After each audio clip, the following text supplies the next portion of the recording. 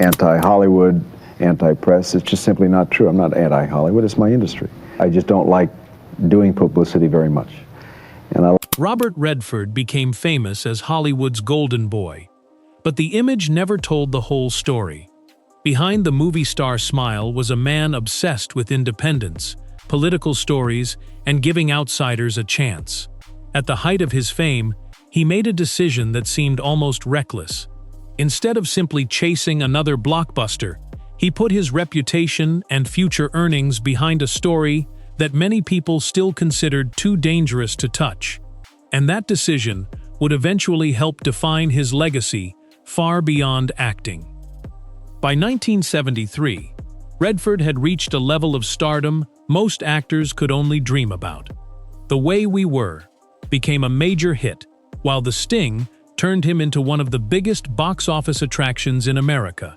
Audiences saw the effortless charm, the confidence, and the unmistakable screen presence. But Redford was already thinking beyond the next hit.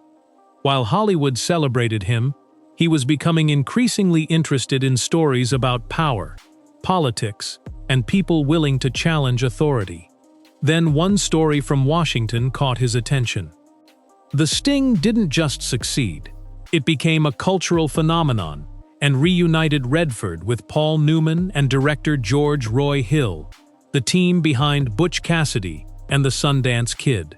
The film earned 10 Oscar nominations and won 7, including Best Picture. Suddenly, Redford wasn't merely a popular actor. He was sitting at the absolute peak of Hollywood. Yet behind that success, another project was quietly taking shape. It involved 2 newspaper reporters, a political scandal, and a gamble that could have gone very differently. There was an unusual contradiction in Redford's career. Even while audiences considered him one of the biggest stars alive, the Academy never fully embraced him as an acting powerhouse. His performance in The Sting earned him his only competitive Oscar nomination for acting. He didn't win. Remarkably, that would remain his only acting nomination throughout his long career. Redford understood that Hollywood often saw the handsome leading man before it saw the actor underneath. That frustration may help explain why he became increasingly determined to control the stories he helped create. The idea that eventually became All the President's Men began with Redford paying attention when few people outside Washington understood what Watergate might become. During a press trip in 1972, he heard journalists discussing the break-in at the Democratic National Committee headquarters. What fascinated him wasn't just the scandal. It was the 2 reporters relentlessly following the story. Bob Woodward and Carl Bernstein were young, clashing personalities working under enormous pressure. Redford saw something others hadn't yet recognized. Their investigation could become a gripping human story, and he decided to find them. Redford finally made the call in November 1972, but the reaction was nothing like he expected. Woodward and Bernstein weren't excited that one of Hollywood's biggest stars wanted to tell their story. They were suspicious. Watergate was becoming increasingly dangerous, and the last thing they wanted was to be pulled into a Hollywood project that could compromise their credibility. Woodward even wondered whether the call could somehow be connected to the Nixon administration. That hesitation made the situation even more unusual. Redford wasn't calling as an actor looking for a role. He was calling because he genuinely believed these reporters were sitting on the foundation of an extraordinary story.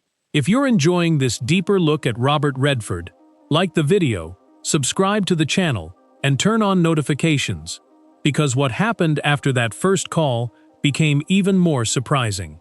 Redford would not simply walk away because 2 skeptical reporters rejected him. He was patient, persistent, and convinced there was something worth pursuing. The reporters had good reason to be cautious. Watergate wasn't a finished story with a neat ending. It was still unfolding, and Woodward and Bernstein were already facing criticism over some of their reporting. Their enemies were looking for any reason to discredit them. Suddenly, a powerful Hollywood figure wanted access to their work. To the reporters, that created another potential problem.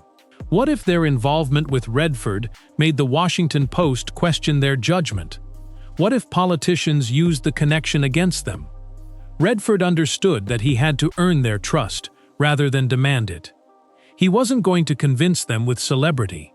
He had to prove that he respected the journalism. That distinction became crucial, because Redford wasn't interested in turning Watergate into a flashy Hollywood thriller. He wanted audiences to understand how difficult the reporting actually was. And eventually, circumstances gave him another opening. In 1973, the Watergate story suddenly became harder for anyone to dismiss. Developments surrounding the investigation strengthened the reporter's position and gave Redford a reason to try again. This time, Woodward and Bernstein agreed to meet him, but even then, everything had to remain quiet. The meeting took place at a hotel bar in Washington, an almost perfect setting for a conversation about a scandal filled with secret sources, hidden information, and political pressure. Redford listened closely as the reporters explained their experiences. What fascinated him wasn't simply who had committed the break-in or what happened inside the White House. He became interested in the exhausting process of uncovering the truth. The disagreements between Woodward and Bernstein actually made the story more compelling to him. Their personalities were different. Their approaches often clashed, yet they kept moving forward. Redford saw the tension as the heart of the film. But he still needed one more person to turn that idea into a screenplay. That person was screenwriter William Goldman, who had already worked with Redford on Butch Cassidy and the Sundance Kid. When Goldman became involved, Redford didn't need to explain why he thought the reporters could carry an entire movie. Their personalities, arguments, frustrations, and determination were already there. The challenge was turning real journalism into something audiences would actually want to watch. Redford believed the answer was simple: don't exaggerate it. Let the investigation itself create the suspense. Every phone call, meeting, document, and dead end could become part of the drama.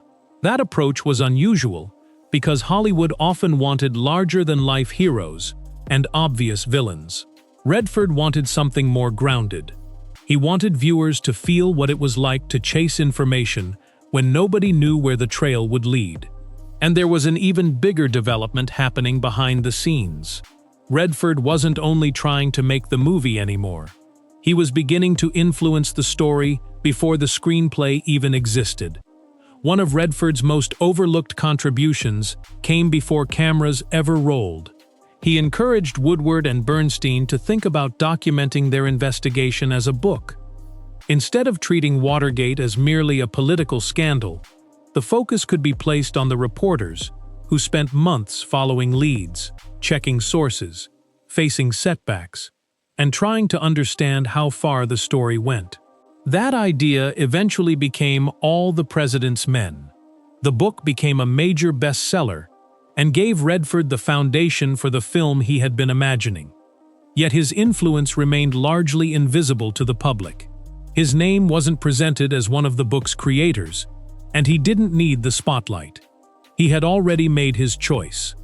He wanted the story preserved, and he wanted it told accurately. But securing the film rights would require a massive commitment from Redford, one that could have cost him far more than money. Redford wasn't content with simply suggesting the film. In 1974, he secured the rights to All the President's Men for a reported $450,000. That was a serious commitment, especially because Watergate was still unfolding, and nobody could guarantee how the story would end. He reportedly tied the deal to future work with Warner Brothers, effectively putting years of his own earning power behind the project.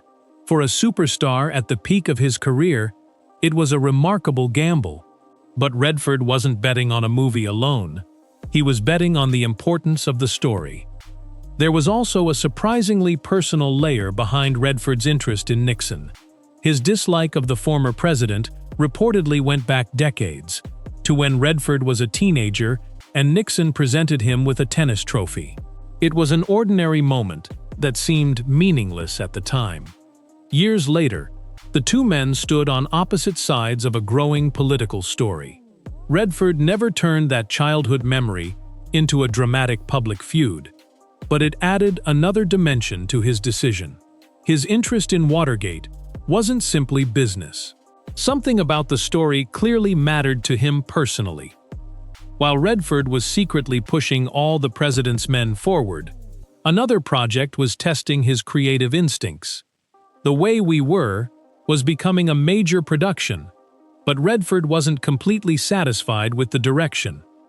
He believed the political material surrounding the Hollywood blacklist deserved more attention. He wanted the story to explore ideology, persecution, and the cost of standing by your beliefs. But director Sidney Pollack saw the film differently. He believed the emotional relationship between the characters had to remain central. Redford eventually trusted Pollack's judgment, but the disagreement revealed something important about him. He wasn't interested in being just a handsome face in somebody else's movie. The creative tension with Pollack could have damaged the production, but instead, it helped shape the final film. Redford wanted more political weight, while Pollack wanted the romance to drive the story.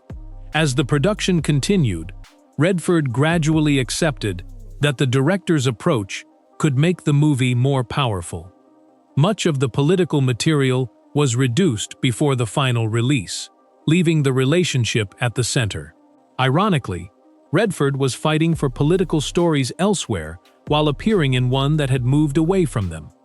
That contradiction followed him throughout 1973. And beneath it was another battle, one Redford fought with the image Hollywood had created around him. Millions saw Robert Redford as the ultimate Hollywood heartthrob, but he reportedly viewed that image as more of a burden than a gift. He worried that his appearance caused people to underestimate him as an actor and reduced complicated performances to simple celebrity. That may explain why he repeatedly chose characters who were outsiders, rebels, or men struggling against systems larger than themselves. Redford wanted to be judged by his choices, not his face. And the more successful he became, the harder he pushed against the image that had made him famous. That instinct would eventually lead him far beyond acting. Long before Sundance became famous, Redford had already found something important in Utah. In 1961, he bought land there and built a cabin, searching for a life far removed from Hollywood. The mountains gave him something the film industry couldn't: privacy and independence. As his career exploded, he kept investing in the area. Eventually, the property became closely connected to the Sundance name. While Hollywood saw a superstar building a career, Redford was quietly building a completely different future. Redford eventually realized that fame could give him something more valuable than luxury: control. Instead of using his success only to chase bigger studio productions, he wanted to create opportunities for filmmakers who didn't fit the traditional Hollywood system. His experiences had shown him how difficult it could be to get unconventional stories made. So he began using his influence and resources to create another path. The same independence that pushed him toward Watergate would soon become the foundation of his greatest contribution to cinema. In 1981, Redford founded the Sundance Institute, creating a place where emerging filmmakers could develop ambitious projects outside the traditional studio system. The idea was simple but powerful. Talented storytellers shouldn't need Hollywood's permission before their voices could be heard. Workshops and laboratories gave filmmakers space to experiment, rewrite, and take risks. Redford wasn't simply creating another production company. He was trying to change who got the opportunity to make movies. And within a few years, that experiment would become much bigger than anyone expected. Sundance eventually became a launching pad for filmmakers who would reshape American cinema. Projects connected to the festival and institute helped bring attention to bold new voices and independent productions. Directors such as Quentin Tarantino, Steven Soderbergh, Kevin Smith, and Paul Thomas Anderson became part of the movement surrounding independent film. Redford had effectively created a counterweight to the Hollywood system he had conquered. The irony was remarkable. One of the industry's biggest stars became one of the strongest supporters of people trying to work outside it. Behind the famous smile, Redford often described himself as something closer to a misfit than a Hollywood prince. That feeling influenced the roles he wanted and the causes he supported. He connected with characters who refused to follow the expected path, from Sundance Kid to the journalists in All the President's Men. Even his decision to build Sundance reflected the same instinct. He didn't want to simply belong to the system. He wanted to challenge it. And that rebellious streak would become one of the clearest threads running through his entire life. Behind Redford's public success were personal losses he rarely turned into headlines. His first child, Scott, died in infancy in 1959, when Redford was still a young and largely unknown actor. Decades later, his son James, a filmmaker and environmental activist, also passed away. Redford generally kept his family life away from the spotlight rather than turning private pain into public stories. That silence became part of his character. Instead of explaining everything, he often chose to keep moving and put his energy into work, filmmaking, and causes he believed mattered. Redford eventually stepped behind the camera and proved that his talent extended far beyond acting. His directing debut, Ordinary People, arrived in 1980 and immediately changed how Hollywood viewed him. The film earned major acclaim and won Best Picture, while Redford received the Oscar for Best Director. It was a remarkable achievement because the award he couldn't win as an actor came to him as a filmmaker. He had spent years fighting the idea that he was simply a handsome movie star. Now he had undeniable proof that there was much more behind the image. Redford's influence also extended far beyond Hollywood. His connection to Utah deepened his interest in protecting natural landscapes and supporting environmental causes. He became involved with conservation efforts and used his public platform to speak about development, land, and the environment. This wasn't a temporary celebrity campaign. It became another long-running part of his identity. Whether he was supporting independent filmmakers or defending natural spaces, the same principle kept appearing: protect something valuable before it disappears. That philosophy would become one of the strongest parts of his legacy. As the years passed, Redford gradually stepped away from acting and from the day-to-day responsibilities surrounding Sundance. Yet his influence never disappeared. He collected some of Hollywood's highest honors, including the Presidential Medal of Freedom, while continuing to support independent cinema and environmental causes. His final acting role came in The Old Man and the Gun in 2018, after which he announced his retirement from acting. Redford died on September 16, 2025, at 89, at his home in Utah. The tributes that followed reflected a career much larger than his filmography. Robert Redford's greatest achievement may not have been one movie, one Oscar, or even one iconic character. It was the system he helped create for people who came after him.